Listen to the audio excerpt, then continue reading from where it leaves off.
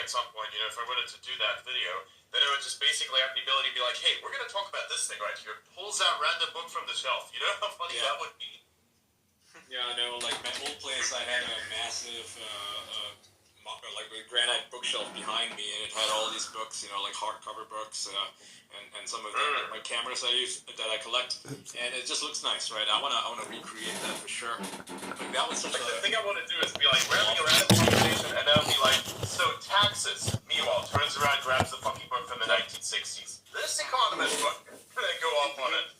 And actually read the book, don't just like have it displayed on the shelf. Exactly, that's like a specific example, right? Yeah, like a lot of people, they collect books and they don't read them, right? They just literally put them as a backdrop, but they never actually fucking read the books.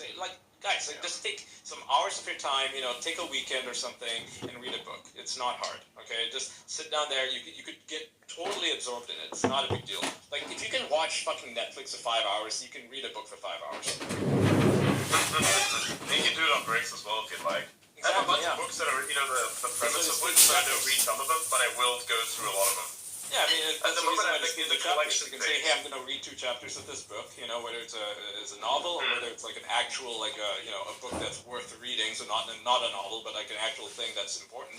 Then, just read a couple of chapters a day. It's not that hard. If you don't have time, do it. Yeah. Okay. I have a bunch of digital books, so I read a few pages just before I fall asleep. I know a lot of people say, oh, don't do this before you fall asleep. I'm like, I don't give a fuck. I'm going to read this book and pass out right there.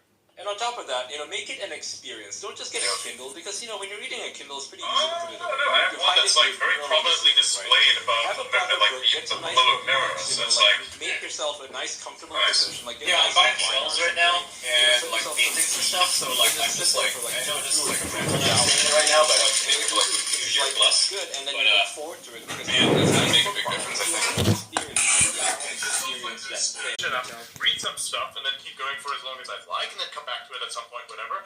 I just happen to do that. It just depends. I used to go through a lot of books. I used to go through some geologist stuff. So, like, when people say that I speak very, in a manner that is consistent with someone that's very old, that is because I specifically have ingested a lot of literature that was written by people very civilized. What I mean with this is, I like old literature because it was written purposefully, because it was expensive to write.